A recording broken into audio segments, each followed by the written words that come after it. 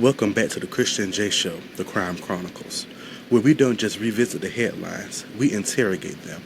I'm your host, Christian J, and today we're stepping into the chilling silence of a case that still echoes through American true crime culture. The story of JonBenét Ramsey.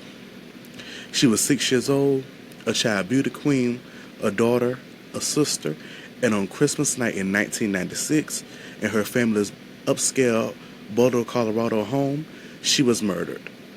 This case just isn't just infamous, it's foundational. It shaped how we talk about crime, media, and innocence. And today, we're going deep. Now,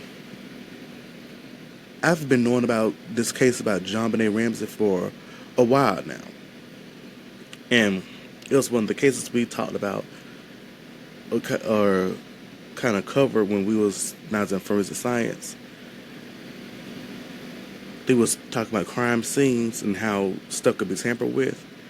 And this case came up about how evidence was tampered with in the crime scene at the home. So I've been knowing about this case for a while now. So let's go ahead and get into it. Now let's start with the timeline. December 25th, 1996, the Ramseys, John, Patsy, Burke, and JonBenét celebrated Christmas. They attended a party, returned home, and settled in for the night. By all accounts, it's quiet, normal. JonBenét is put to bed, but by morning, everything changes. At 5:52 a.m., Patsy Ramsey calls 911. She's frantic. She says JonBenét is missing. She found a ransom note on the stairs demanding $118,000, eerily close to John's recent work bonus. Police arrived, but the scene, it was chaos. Friends are called, the house isn't sealed. Evidence is touched, moved, and compromised. And then hours later, John Ramsey finds JonBenét's body in the basement.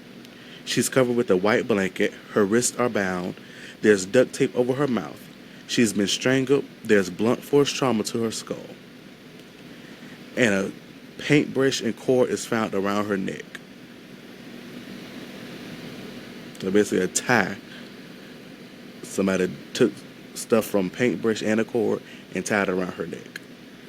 My thing is, why wasn't the house sealed? That's the thing. Why wasn't the house sealed? This is an active crime scene. The house should have been sealed. That's what normally people do in a crime scene. They seal the house off. Then the ransom note.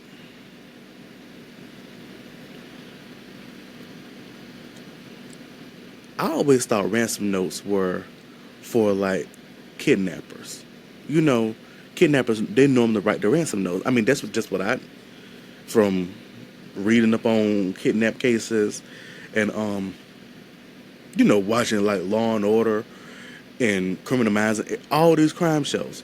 Normally, ain't that's what they do? The kidnappers use a ransom note, but like, okay, you have such and such hours and bring me such and such amount of money, and I will deliver your child, your husband, your wife, or whoever back to you unharmed. Even though half the time they don't be unharmed, they be harmed. I mean that's just what I've known it to be, if I'm not mistaken. And then how would they know? Like, why would they put that number, $118,000, kind of close to John's recent work bonus? That's suspicious. And I'm going to get into that later. Now, let's talk about the investigation. This is where the case fractures. The Boulder Police Department is criticized for mishandling the scene. The Ramseys are both suspects and victims. The ransom note is unusually long. Now, if you know anything about a ransom notes don't be that long. They don't be long. The ransom note was over 370 words. Tell me, what person is going to write a ransom note for over 370 words if they're demanding something? If you're demanding something, don't normally the ransom notes be like 20 words? Or like you have certain hours, it brings me a certain amount of money, that could deliver this person back to you unharmed. That's not even 300 words. That's basically like about 10, 20, 30, almost like 20 words, if I'm not mistaken. 20, 15, I don't know. I'm not counting the words at this point. I'm just saying. But why would a ransom note be that long, bro? I don't. Suspicious, like I said. And it was written on paper from inside the house. Now, if you see me looking down, I'm reading off my script because, like I said in my season premiere, I got my script here because I want to be as accurate as possible. So I wrote down everything from my notes, wrote it down. Good job. And experts say it reads more like a movie script than a real demand. The note references foreign factions scanning the bank account and ends with victory, SBTC. To this day, no one knows what SBTC means. Now, as for the Ramseys, they lawyer up. They do interviews, they maintain their innocence. But the public, the tabloids, ruthless. Like, they crucified them to the fullest. Like, they painted them as the villains, suspect. They ruthless. To this day, the public still kind of suspect the family. But I'm going to get into that later. JonBenét's pageant photos are splashed across every magazine. The media paints Patsy as unstable, John as cold, and Burke as suspicious. But yet, no charges are filed. Now, before I get into the theories and the DNA and everything, okay, why would paper, the ransom will be written on paper found from inside the home? This makes me think that somebody close to the Ramseys snuck in. Now, I'm going to get into my theory when I get to the theories. So, y'all just stay tuned.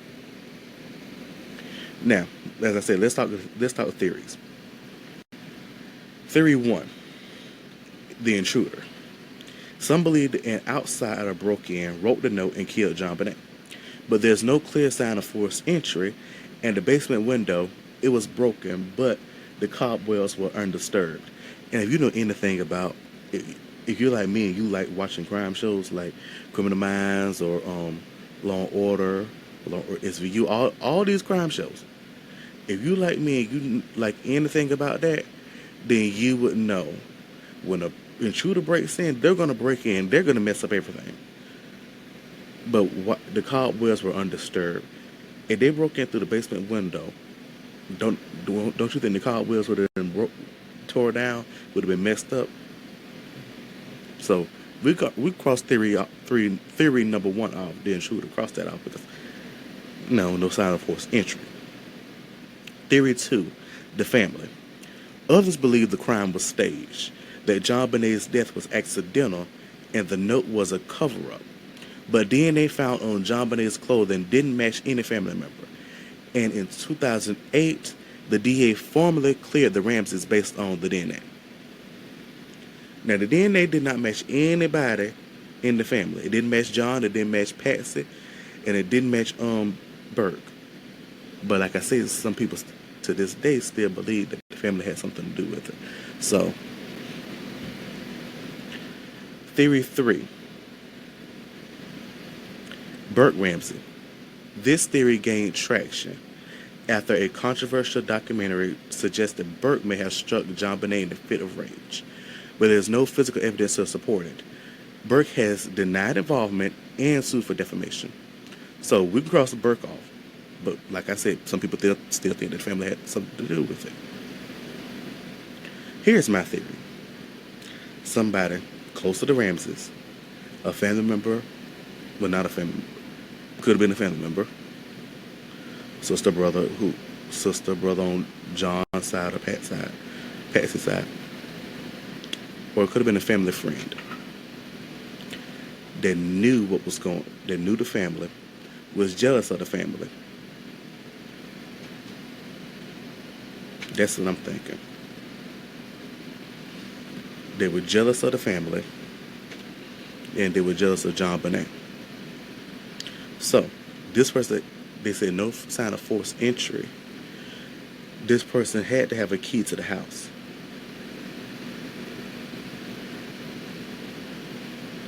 This person had to have a key to the house, and then they just broke a window to say, "Oh, somebody broke in." Really? I don't know. This is just me. Like I said, it's a theory. One of many. Now, like I said, it could have been a family friend. It could have. But you know, I could be wrong. I could be, but I could be right. Somebody close to the Ramseys snuck in, murdered JonBenét, wrote the ransom note, because how did the person know that it was close to his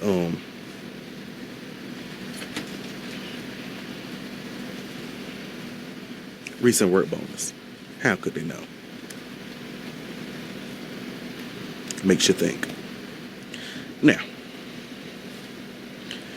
like I said, the public still believes that the family had something to do with it.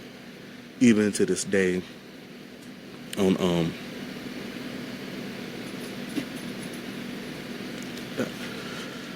this day, like TikTok, they still believe the family had something to do with it. But of course, people can be wrong. Probably everybody's probably wrong. It's probably not even a family. Like I said, it's probably a family friend or a actual family member, like a brother or a sister, who was jealous of Patsy. Couldn't know Patsy was a former beauty queen, or they was jealous of John because John was a successful businessman, and they were probably wealthy. Probably they was in good standing. And we all know people are jealous of family members. They're jealous of kids. So, my theory is probably correct.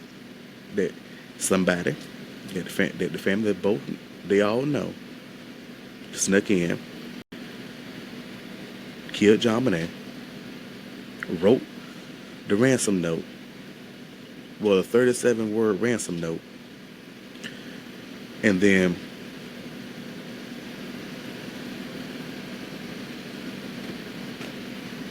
who knows? Speaking, hey mama. Hey. What theory you got about JonBenét? So y'all, here's my mom. Now I think family friend did it. Hello everyone, how are you doing? I think a family friend or a friend did it because DNA and evidence, they show that the family didn't do it. You think a friend did it or a family member did it? I think a family member did it. Because how would they know the layout of the house, where she was, and to put her in the basement?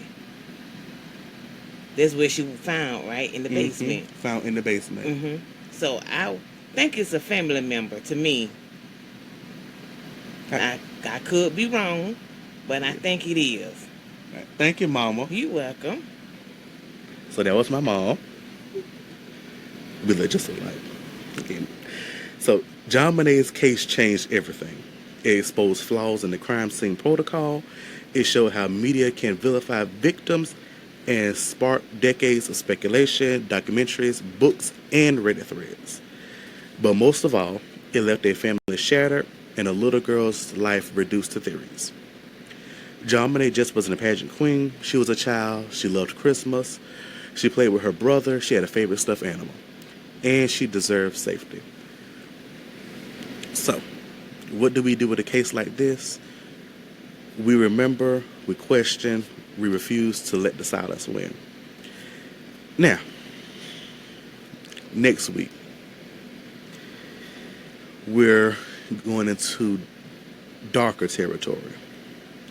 Now, if you were here back from the beginning, you would know this season was supposed to be season 3.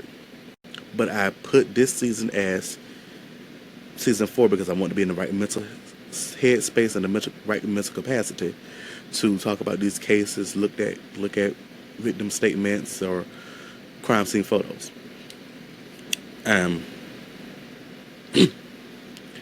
So I had to be in the right headspace.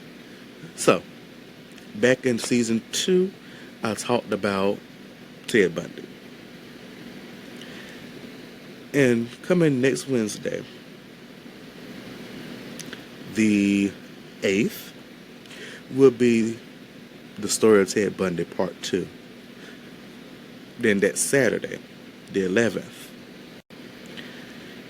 it will be the story of John Wayne Gacy. So, like I said, we're heading to deep dark territory. Because these two right here. Ooh. So, tune in next time. And tune in next week for another episode of The Christian J Show.